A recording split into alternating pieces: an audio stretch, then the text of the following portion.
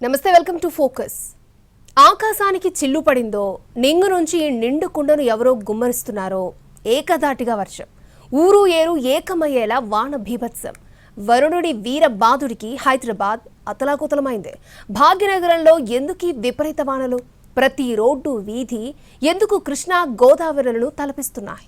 జల్లుతో మొదలై గుండె జల్లుమనేలా జడివాన కురిసిందే. అలా వచ్చి ఇలా వెళ్ళిపోతుంది అనుకుంటే ఎడతెరిపి లేకుండా కుమ్మేసిందే. గమ్యానికి చేరే దారులన్నీ చెరువులను తలపించాయి. ఇల్లు వాకిళ్లను వరద నీరు ముంచెత్తిందే.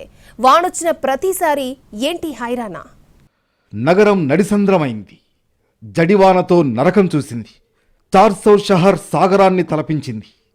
నిమిషాల వ్యవధిలోనే సిటీ గోదారిలా మారింది. కుండపోత భాగ్యనగరానికి గుండెకోతేనా?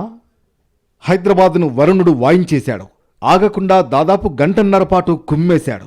ఆకాశానికి చిల్లు పడినట్లుగా ధార ప్రళయధారను తలపించింది. ఎవరో నింగి నుంచి నిండు కుండల్ని కుమ్మరించినట్లు వాన దంచికొట్టింది. చిన్న గ్యాప్ ఇవ్వకుండా ఉతికారేసింది. రోడ్లు కాలువలను తలపించాయి. చాలామంది వరుణుడి దెబ్బకు ఇంట్లో ఆఫీసుల్లోనే గంటల తరబడి ఉండిపోయారు.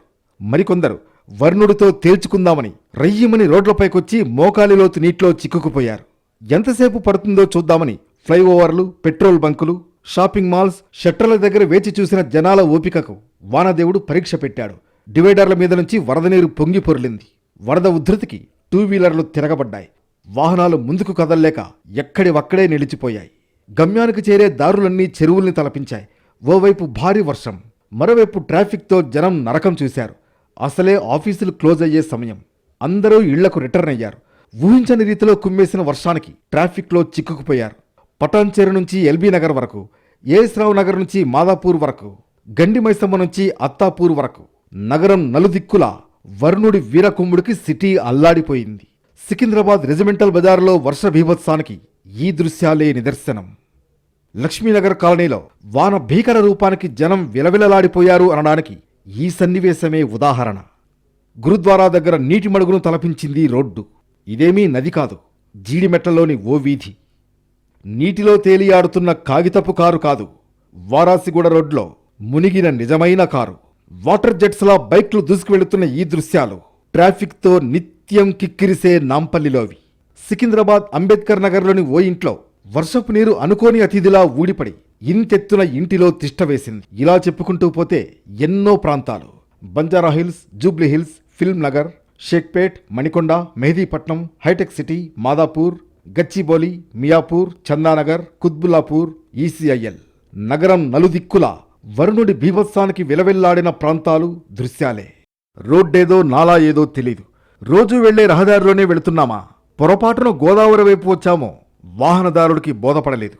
ఇల్లేనా, సముద్రంలో తేలియాడుతున్న బోటా అన్నది అర్థం కాదు. వీధిలో పారుతున్నది కాలువనో, కృష్ణానది ఉగ్రరూపమో అంతు చిక్కదు. ఎక్కడ మ్యాన్హోళ్లు నోళ్లు తెరిచాయో, ఎక్కడ డ్రైనేజీ ఉప్పొంగి ప్రవహిస్తుందో, అసలు మనవైపు నీళ్లొచ్చాయో, మనమే నీళ్లవైపు వచ్చామో నగరవాసికి అర్థం కాలేదు.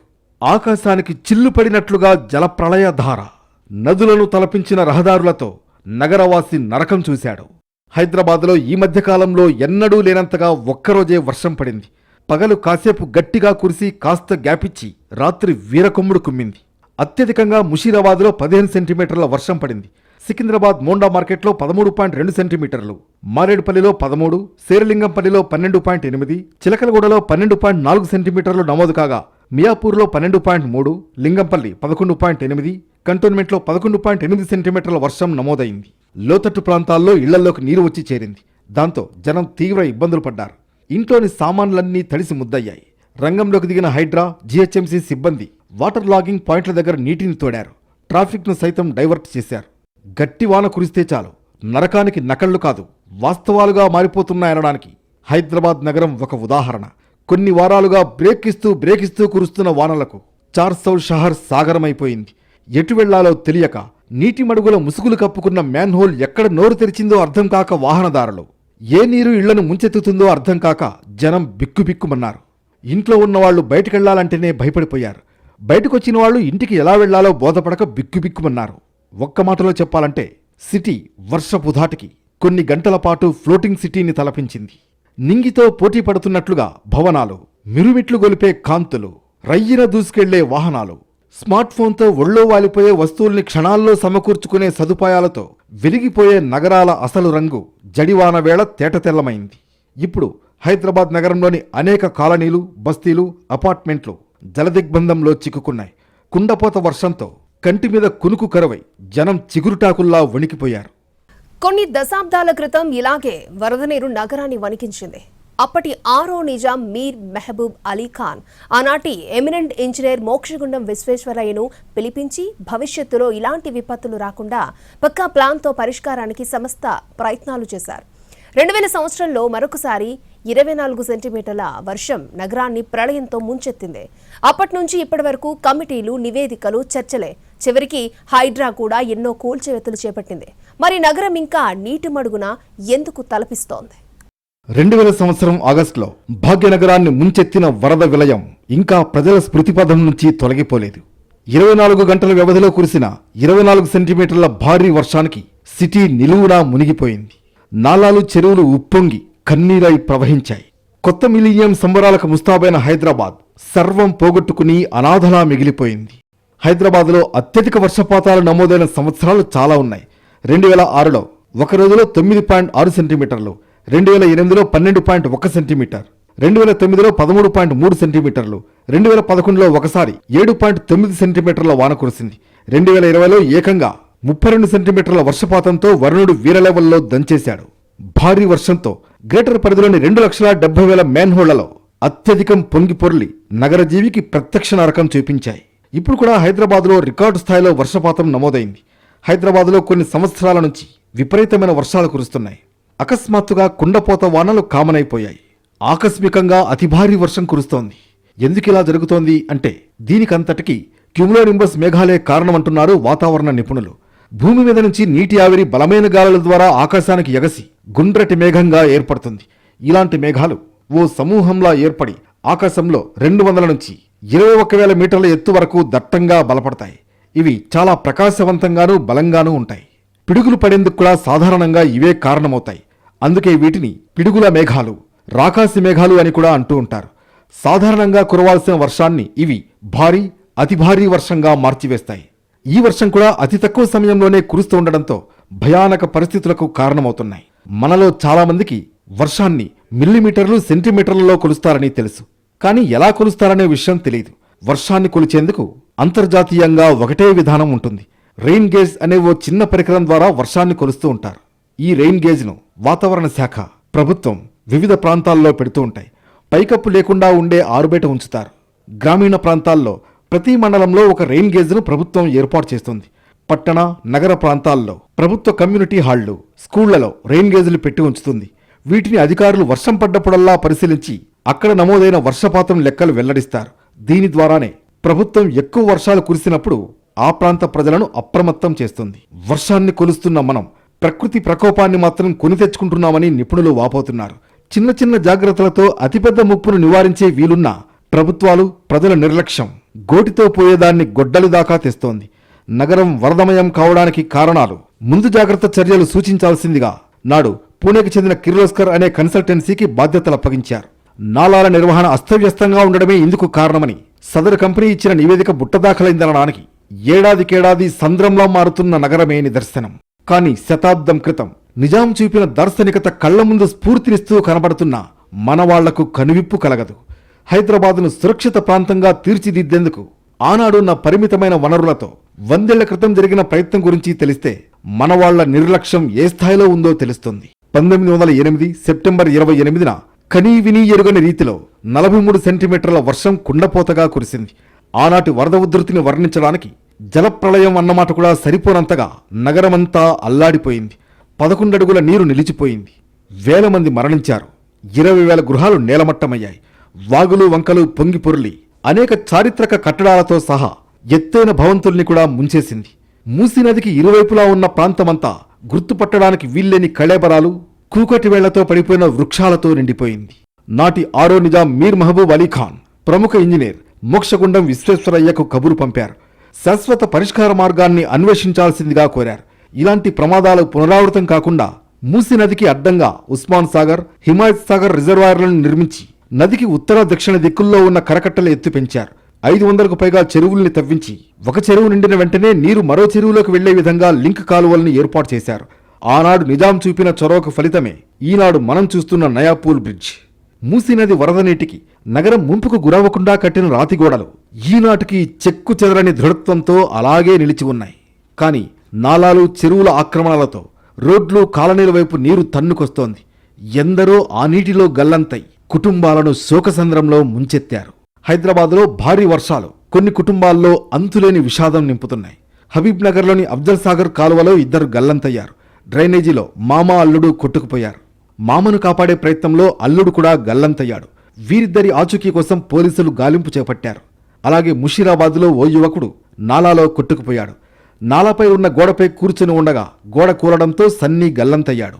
గచ్చిబౌలిలో గోడ కూలి ఒకరు మృతి చెందగా 4గురికి తీవ్ర గాయాలయ్యాయి. ఇలా వర్షం కురిసిన ప్రతిసారి ఎన్నో కుటుంబాల్లో శోకం ఏరులై పారుతోంది. రోడ్డు నిండా నీరు ఎటుపోవాలో తెలియక అలా నిలిచిపోతుంది.